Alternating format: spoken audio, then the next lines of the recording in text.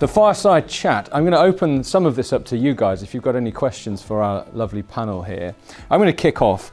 One of the things Geoff has been talking about, and I know you said don't target any questions at me, but we all want to hear from you, Geoff, because we're here largely because you've written an incredible book and we haven't heard enough from you. What is trust intelligence? So if we look at intelligence generally, and there's been many studies, and you don't have to be too au fait on the subject matter of IQ or EI as a basis. But, if we look at, I want to talk about leadership. We've touched on leadership today. Leadership is such a much bigger issue.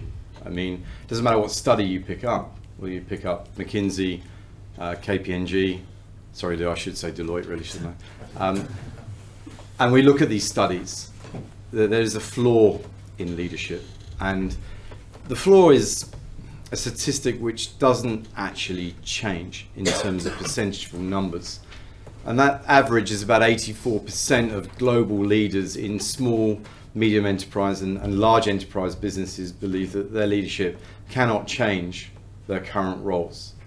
They have an inability to adapt growth or take growth forward. And this is an annual survey which is completed yearly. This is not Geoff Hudson-Searle saying this is it. Right? To couple that, IBEM did its own individual trust survey. I don't know if anybody in the room actually did look at some of the work I did on that trust survey. But we because of the work Mark and I were doing on the book, it was very important for us to actually really understand the world and understand, what people think about their line manager, more importantly, their CEO. And a horrific number was 69% said, not 49% that Mark said earlier, 69% said that they do not trust their CEO and they only trust their line manager a little. Okay. Right, so let's look about the intelligences now. Leaders, traditionally, 2.1 from Oxford, 2.1 from Harvard, IQ through the roof, great. Everybody then said, well, hold on a minute, we need our leaders to be compassionate. They need to communicate our philosophy. So therefore, we're looking for emotional intelligence. Duke University, funny enough, came up with a more interesting intelligence level. It said, actually, we need our people to have decency intelligence. Right? So I thought that's fascinating. And then some work I did about 12 years ago with a Swiss group got into spiritual intelligence, and they did two interesting studies. Spirituality in the Bank of England, not so much, right? Or even Hewlett-Packard for that matter, senior management level, board level. But we did studies in both, and it was interesting to see how spiritual intelligence being attached to values to drive better performance, right? And how it affected more percentage of emotional buy-in by the employee, going back to Mark's point earlier of employee engagement, 1, but 2, the ability to drive growth, and 3, they didn't want to leave their desk. So 4, wisdom intelligence is something that Mark and I have talked about. I've written several articles on this subject because I think that it's all well and good having all these other intelligences, but if you don't have wisdom, it's very difficult to try and apply at that level. And finally, from where I'm standing, all of these intelligence sound wonderful, but unless they have an umbrella within trust, it's very, very little point. So from my point of view, all of these intelligence need to be housed within trust intelligence. And again, I have written an article around that. Thank you, Geoff. Does anyone have a question for the panel today? Please. So firstly, just to declare that I believe that people are the difference that makes the difference, and I'm a big believer in trust. There's always a but to follow. There were some dilemmas, and maybe a question for you is, do people trust robots more than they trust people? And I'll tell you the reason I asked the question. So, an organisation that I would trust to deliver me a parcel tomorrow morning at 8 a.m. That's value for money, that will be perfectly packaged, would be Amazon. And when I look at the culture map, the Dennison culture map, they map onto it perfectly, other than empowerment.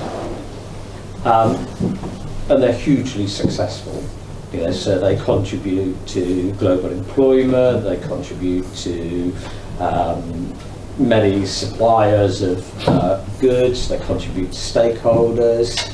So any thoughts on that dilemma? Because I would say they're not a people-oriented business at all, but they're a robotic machine. So Karen, I think this would be a great one for you. I think my sense is there's different forms of trust. So there's a reliability. A robot can do something consistently and get it right time after time after time. But if we're talking about vulnerability of trust, transparency of the relational piece. Now, I would love to know what Amazon's culture looks like from a workforce perspective. Yeah, I think it sucks. I'm sure it does. The question is, would I want my children to work there? No. Absolutely not. No. But you can't deny their huge success. So if you're wanting to build a global online retailer, would you model what they're doing? If I could add to that, it's interesting you mentioned Amazon because they've been held up as a paradigm for a very long time. But one of the things that we have going on in the States is collective bargaining had been on the wane in the United States for 40 years. It's now on the uptick. And one of their primary targets is Amazon. That they are coming in for specifically that kind of thing, is saying you've mechanized us. And it talks about a new model about relationships versus mechanization, doing tasks. I mean, Amazon has done a brilliant job of putting lipstick on Frederick Taylor. We're going to roboticize and we're going to take tasks, we're going to make them very, very simple. And I think that there's a place for things that are very simple and very simplistic and executed. But I think that people are being left out of it, and now what's happening is the glow is off. And Amazon is being exposed for, in fact, maybe executing on some things from a transactional standpoint, but in terms of being a leader, in terms of culture, in terms of investment in people, not so much. Starbucks is another one. They're also coming for Starbucks, is saying they were held up as this epitome organization. Everybody loves working there. Being a barista is, the epitome of their life. Well, all of a sudden they're starting to see, union organizers show up at their door, and they're struggling with that. This opens another question then. To what extent is trust the enemy of scale? I think Yeah, maybe I also want to, I think it's a very important point you raised, is I want to come back to Amazon. I studied Amazon quite a bit when I looked at my business model innovation research. Strategy says you really are dominant in one of three areas. It's a relationship-driven business model, a product-driven business model, or a services-driven business model. And you could arguably say Amazon, through their business model innovation and the way they constructed their business, is a bit of all three, which is very unique. Do they, in that smart packaging of their model, get away with culture and the lack of culture in their people side? It appears to be the case. How long is that sustainable? I think that's the question I ponder with. And so you can, for really smart people, you can get away with it, but it's not. It will catch up to you. So you could say theoretically, Amazon did exactly what you said at the very beginning. They listened to their customers who want to get their package delivered at 8 a.m. tomorrow without any hassle. They want to be able to order it online at 10 p.m. On the other hand, I as a consumer may love that, but if I'm going for eye surgery, I don't want to buy that in that way. I want to engage with a person. I want to trust them intimately. I want a different style of relationship. So maybe you've got a blend there. So maybe it's kind of, because I think Amazon have caused consumer trust. Dan. So actually they've achieved the goal. It just doesn't necessarily have people involved in it. Yeah. Dan, can I just talk about you talking about trust as a prohibitor? Because I think we've got two things here. One, regulation. We thought regulation was going to be prohibitor. Actually, it's opened huge amounts of opportunity in a highly regulated business, which we are here in London, number one.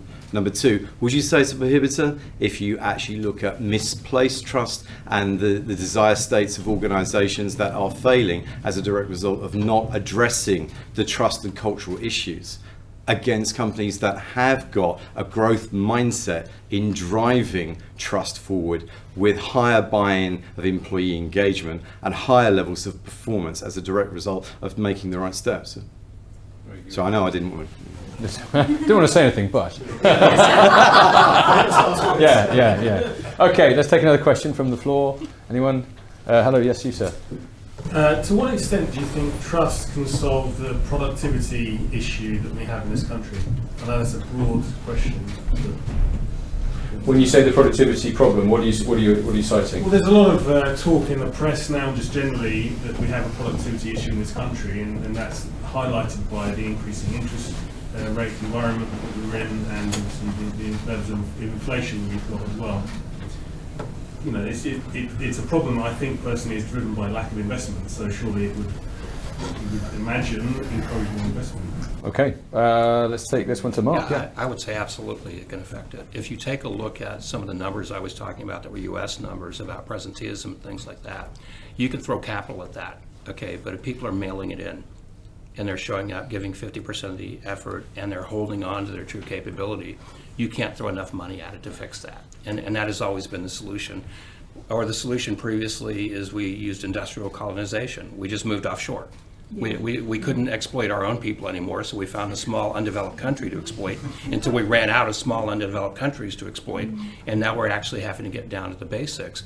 You know, I really believe the numbers that we're seeing in terms of presenteeism, in terms of engagement, in terms of the performance you saw from those organizations is when you have people that are coming to work every day that trust their leadership, that feel connected to the organization, that feel like they're making a meaningful difference, the multiplier effect of that is incredible. And I think in the long term, that's what we're going to have to do, is we're going to have to recognize technology, as Douglas indicated, it's an enabler. Capital is an enabler. At the end of the day, if we don't cultivate and sustain relationships, we're going to run out of time and space. You can't just keep throwing money and technology at it. I think another way of looking at that is there's a real positive spin, I think, for the UK. Yes, there's a productivity issue. Clearly, a lot of the younger generations have never experienced a high interest rate environment. I think you and I had profound views on the pound weakening a couple of months ago. And so for me, I look at things like youth unemployment. And youth unemployment is a wonderful benchmark at any country level to look at that's the future. Mm-hmm. So if you've got countries with high youth unemployment, you have high crime, high drug abuse, prostitution, criminal syndicates, etc., etc. And so when I look at the unemployment rate here in the UK, which is very low, quite frankly, you could argue some of it's from Brexit in terms of people leaving in Brexit.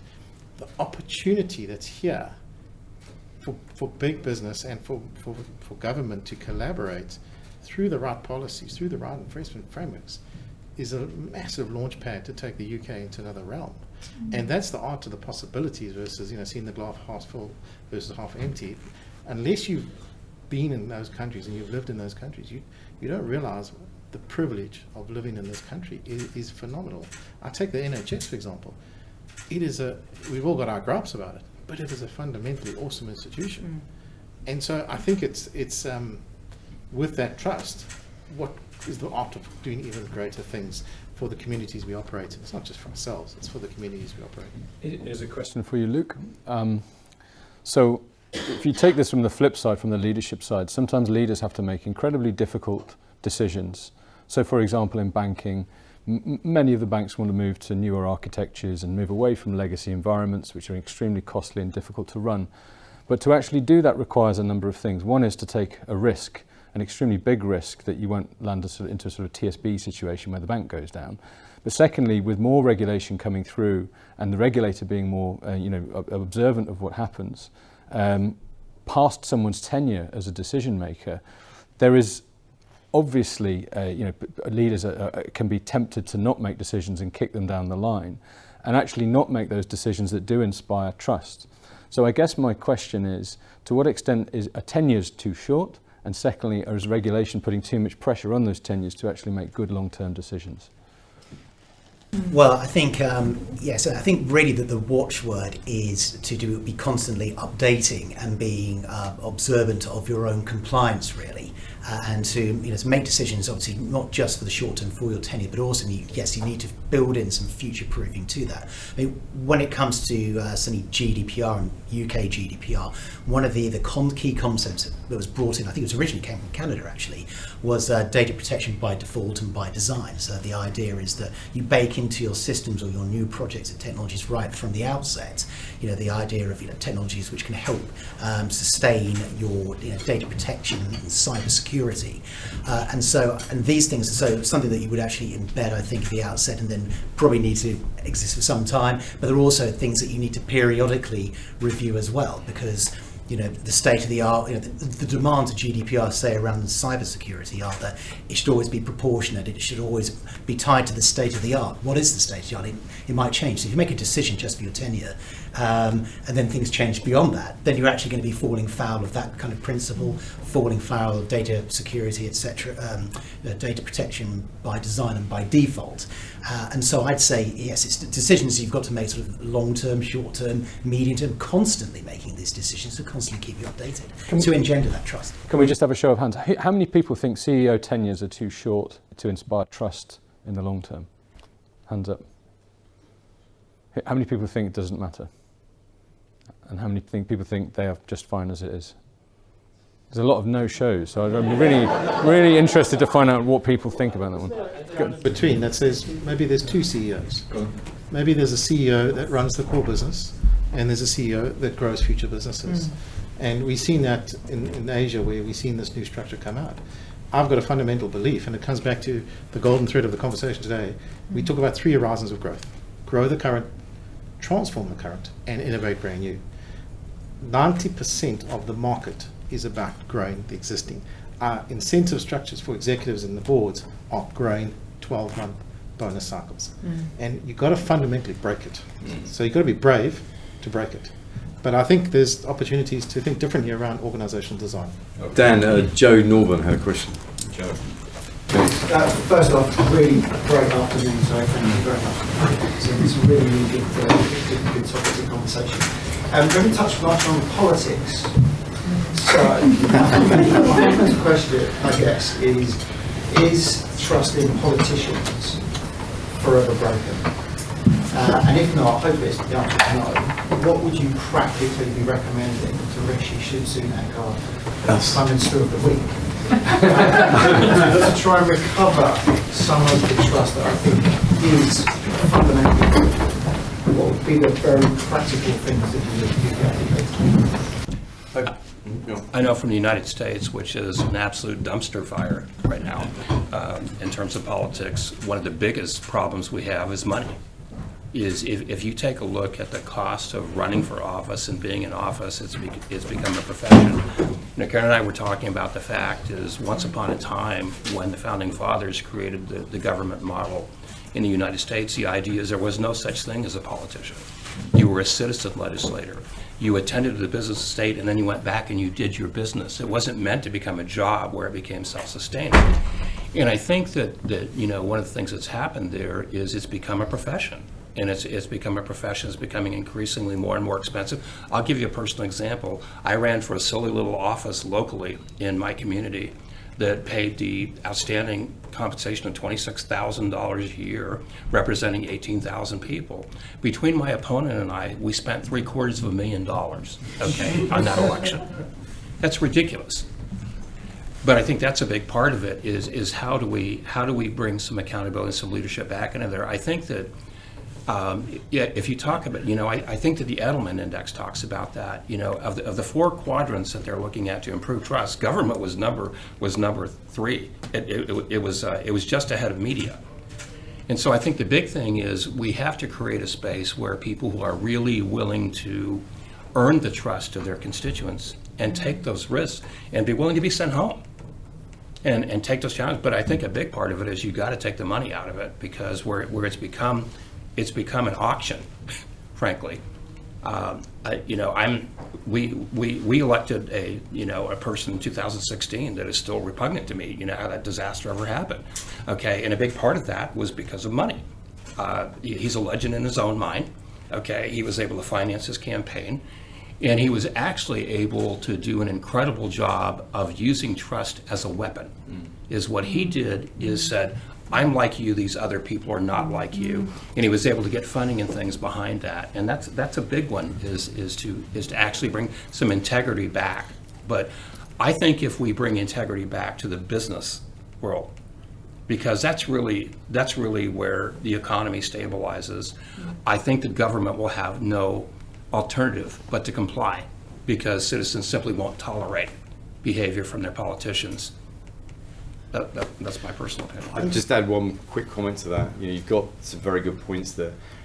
When businesses do not trust government, they will work in isolation and they will work on their own because they feel it's the only way.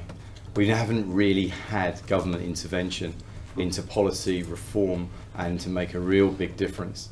This other issue is that people at home, societal, will work in those businesses. In some respects, they're working governments. So the trust issue, can it be repaired?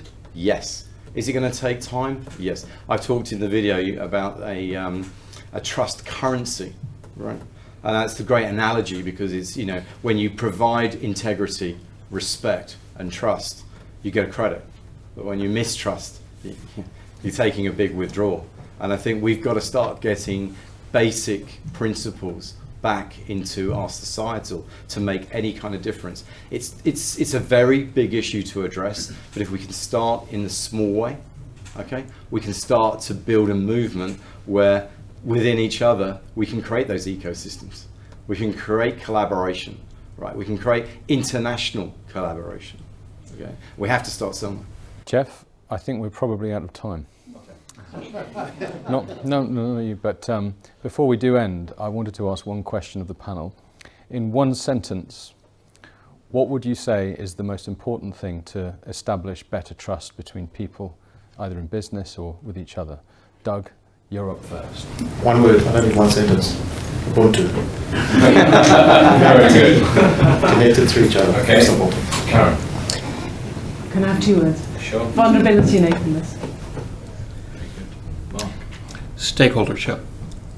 Recognize that you are part of a system, and it is an integrated system, and only when we look at people as stakeholders rather than parcel people out, shareholder versus customer versus employee, will we really start to see meaningful, sustained change. Luke? We've had transparency for this, so the other one, big one for a data lawyer, is accountability. Okay, and finally, Geoff. More than one word. That was 3. Actually more. To co-create a trusted environment, we need the human relationship, not transaction. Very good. Ladies and gentlemen, I hope you'll put your hands together for our panel today and for yourselves.